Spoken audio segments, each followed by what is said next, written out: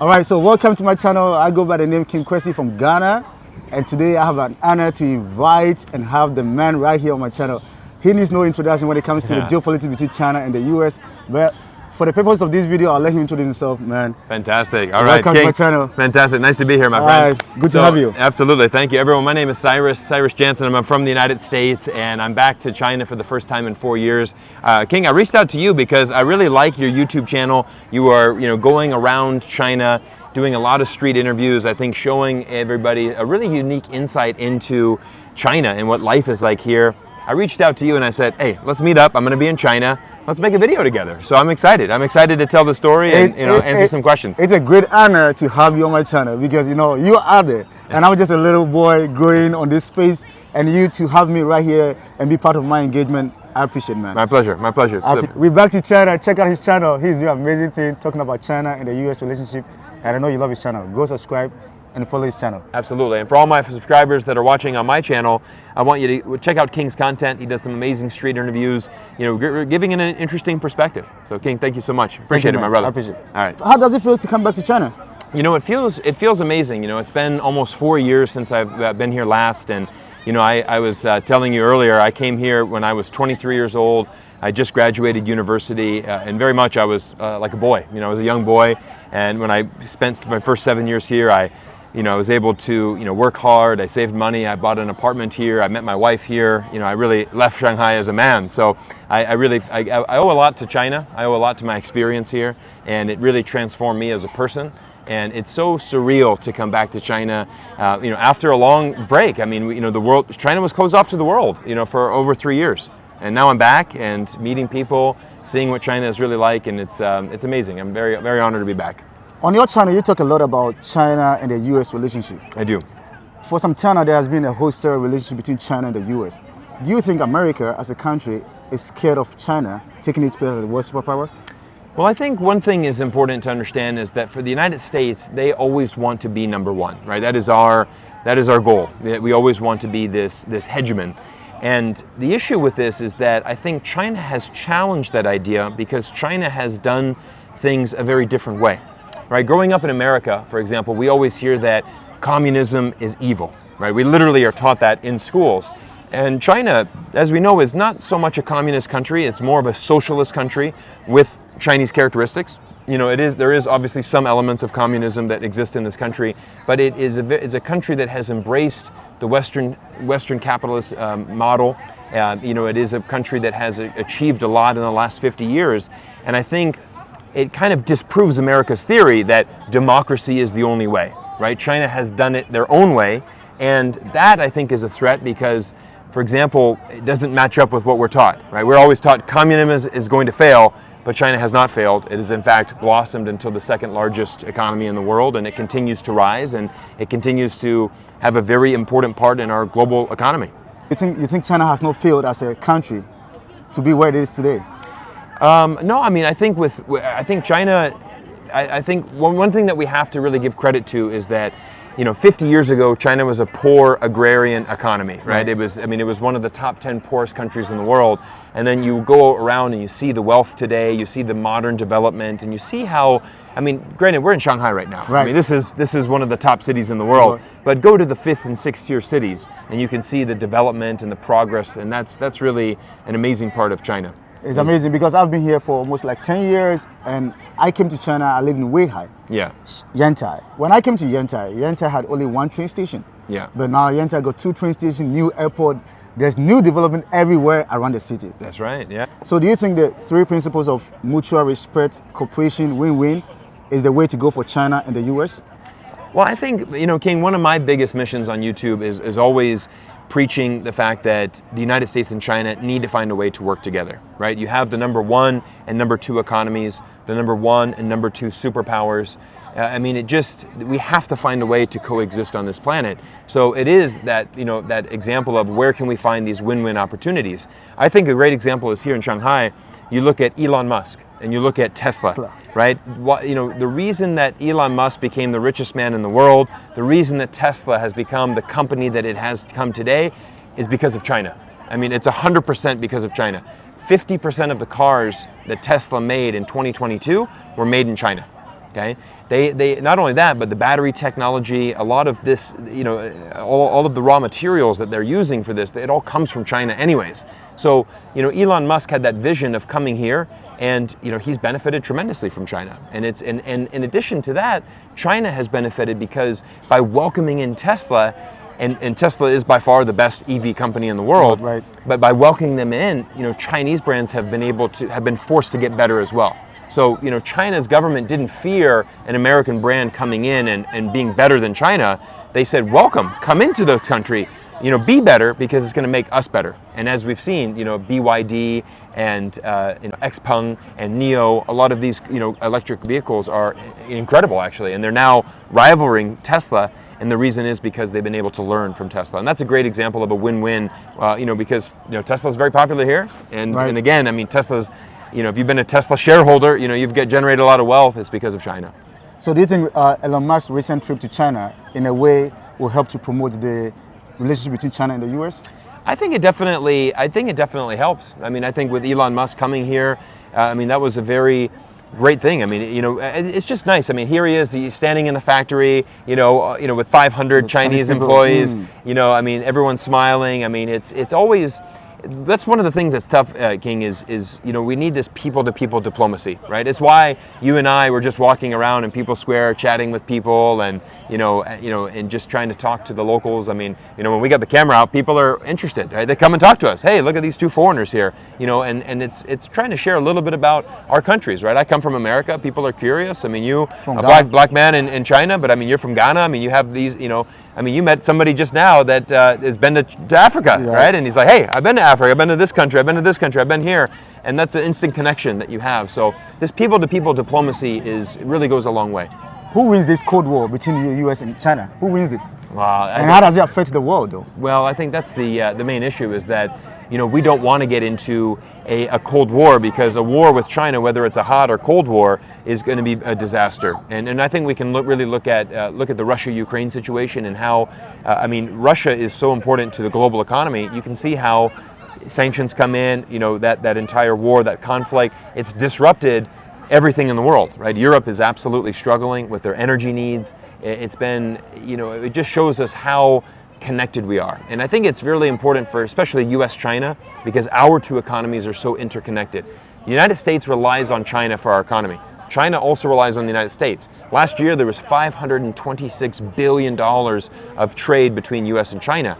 That's tremendous. That was the most ever, right? So even though we're hearing all of this Cold War and decoupling, de-risking, we're actually seeing the opposite, is that there's actually an increase of business, which is a good thing. And again, I think it's just more perspective. Again, we need to go back to that principle of we got to find a way to work together. How does the BRIC formation affect the US dollar and its economy? Well, BRICS is very interesting because I think what you're seeing is you're seeing a very significant shift right now in the world. Okay, for decades, what we've always had, and especially since I'd say the end of World War II, is a unipolar society. And the unipolar meaning that basically the world kind of revolves around the United States. Right. Okay, when World War II happened, Europe was crushed. Okay, America came in, the United States came in, and we started sending money to rebuild Europe.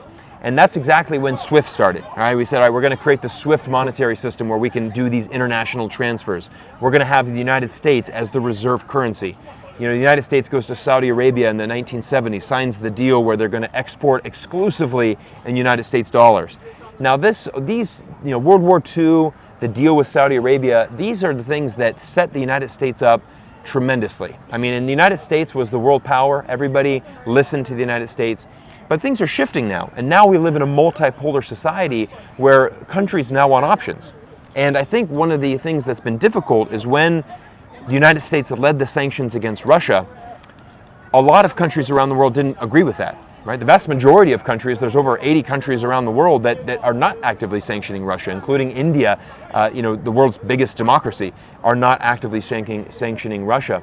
And what's happening is that we're seeing deals being made where it's, we're going to do transactions outside of the US dollar. We don't want to be 100% exposed to the US dollar. It's the same thing as an investor, right? If you are, if you're investing in the stock market, you don't want to put all of your money in one stock. You want diversification. And I think that's what we're seeing with a lot of people, a lot of countries right now, where Brazil, they just launched a new deal with China. We're going to do a exchange where we're going to buy goods and services. We're going to circumvent the United States dollar, and we're just going to trade in renminbi. You look at Argentina, did a similar deal. You look at Qatar, did a 27-year deal with China for LNG gas. I mean, there's a lot of countries that are, essentially wanting to diversify and just have more options. For some time, we had there was a whole situation between Saudi Arabia and Iran. Yeah. Then China was able to break this peace deal. Yes. And bring these two nations together. Yeah. What did China do differently that the U.S. and other countries couldn't do? I think the one thing that many people don't realize with China is that deal started many, many months ago. And it started with, China visiting Saudi Arabia and spending time diplomatically, sending diplomats that understood the situation. And one of the things that China does very well is that when they engage with countries, they really listen to the countries, and they really treat all countries, regardless of size, with that respect, okay? And it's interesting because we see the moves, for example, in Africa, where China has a very strong presence there in Africa. And I think what you see China going in and looking at all 54 countries in Africa, treating each country individually. Whereas the United States, we tend to look at Africa as a continent. And as you know, being from Africa, Ghana has very different needs than Mozambique and Nigeria, right? We have local issues. We can't say, this is what Africa needs, right? Africa's a tremendous continent, right? I mean, the north and the south and the west and the east is very different needs all over the continent. And so what China also had is they just were able to, they were able to broker that deal. And I think it just also shows a willingness and commitment from countries like Iran and Saudi Arabia to work with China. And and having somebody that is a little bit more neutral and being able to be a peacemaker, and that's potentially maybe even we can see that with Russia and Ukraine. So you think that's going to happen with China playing a neutral role to broker a peace deal between Russia and Ukraine? Because China has a great relationship with Russia. Yes. So everybody's looking up to China now, right, to make decisions right. Are you sure China can do this?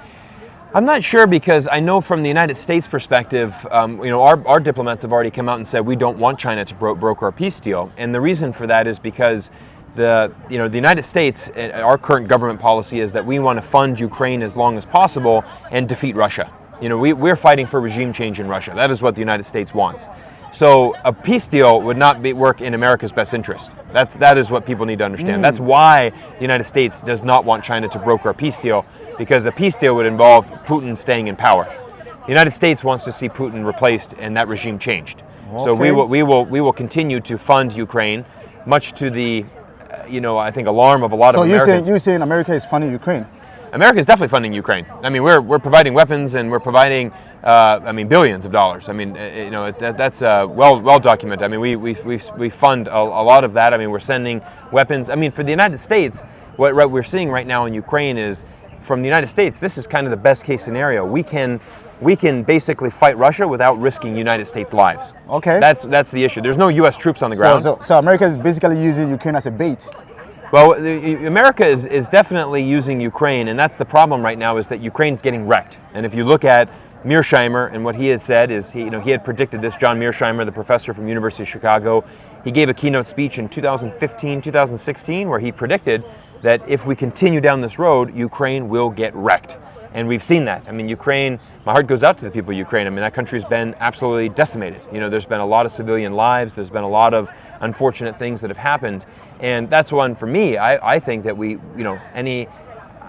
I want a peace. I mean, I'm one where I'm a big advocate for peace. I would want to see a ceasefire, because how do you resolve this conflict? I mean, it might be, a more realistic scenario might be actually where we have a situation similar to the Korean War. The Korean War has never actually ended, right? There's basically a ceasefire, and obviously a demilitarized zone in the middle, the DMZ, and technically North and South Korea are still at war, technically speaking. It's just been a ceasefire, and that's something where we might see happen. I think that's actually a more realistic probability, where we might see some type of border between Russia and Ukraine, and maybe a demilitarized zone, and maybe a ceasefire. I guess that would be progress. I mean, again, you have to, your heart goes out to the people in Ukraine. I mean, it's a tough situation of civilians being hurt, and just towns being destroyed. I mean, It's a hard thing to look at. But I mean, again, my situation where I'm always trying to find is like, how do we resolve this? How do we move forward? Because this is a war that Russia cannot lose. So there's no way that Russia's they're not going to give up. You know, they're going to fight to the end on this war.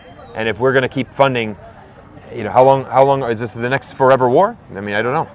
Why do countries like America continue to build military bases around the world?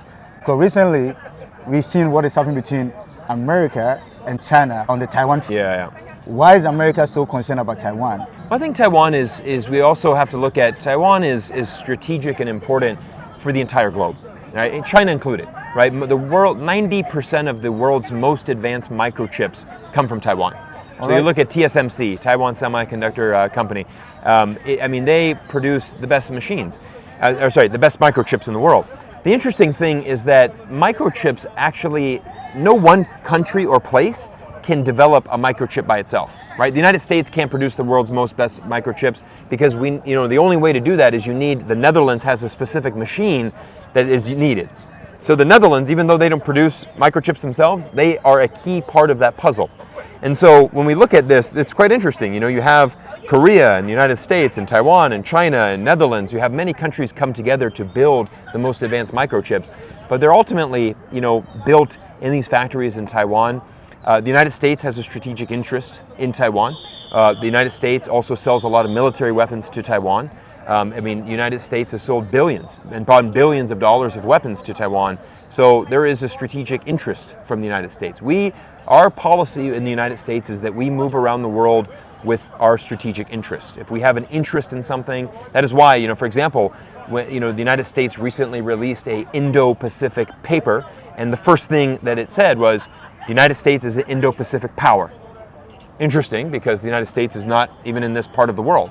But yet we want to be in this world and we want to be a superpower because, we've built over 800 military bases around the world. And again, for decades, right? Since World War II, the United States has been the dominant power.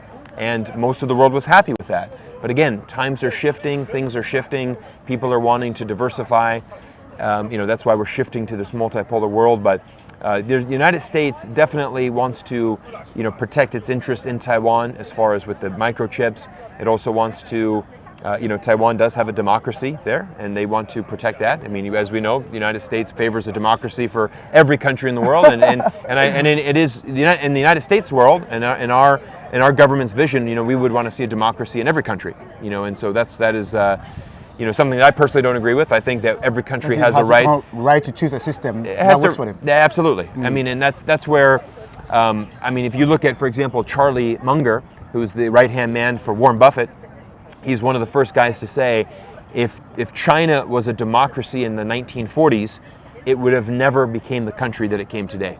In order to go from one of the top 10 poorest countries in the world to the second most powerful, and the second biggest economy, you really need a one-party state to make a lot of swift decisions and move very forcefully in one direction.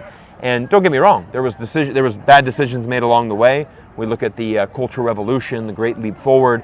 These were very difficult times for China that backfired. They didn't work out as planned. But again, the economic growth that we've seen in China, this has been a big part of the Chinese miracle, lifting hundreds of millions of people out of poverty and into the middle class. Before I let you go, yeah, what is the way to promote world peace? If you are given the platform to speak to world leaders around the world, what are you going to say to promote world peace? Oh, that's a great question, King. For me, I think it's always going back to a win-win situation. How do we find a way to coexist? Because I know, for example, that the United States, we're always going to be a democracy. That's never going to change. China, for the foreseeable future, it's going to be a communist country. It's going to be a socialist country with Chinese characteristics. I think that, even if we look at different countries, even Canada, I lived in Canada for 5 years, our level of democracy is very different than the United States. But yet, we're close allies, and every country needs to find a way. So for me, I'm not one to, I don't want to come to a country and lecture you. Hey, you know what? You're from Ghana. This is how you should do things in Ghana. I don't know anything about Ghana, right? I don't know what life is like there. And I think that's where, the United States tends to miss a lot of the nuance in diplomacy, because we tend to we'll go to Ghana and say, you know what, you need this, and maybe that's not what you need, right? Because I'm coming in with my American perspective instead of saying, hey, what do you actually need in Ghana? What can the U.S. government do for you? So I think for us is, again, we have to find a way to coexist. It's the only pathway forward, and that's really my mission on YouTube, is trying to tell these stories, and that's why we're back in China right now. It's been amazing. King, thank you, my brother. Yeah, we're back to China. Check out his channel. He's doing amazing thing talking about China and the US relationship. And I know you love his channel. Go subscribe and follow his channel. Absolutely. And for all my subscribers that are watching on my channel, I want you to check out King's content. He does some amazing street interviews, giving an interesting perspective. So King, thank you so much. Appreciate it, my brother. I appreciate it. All right.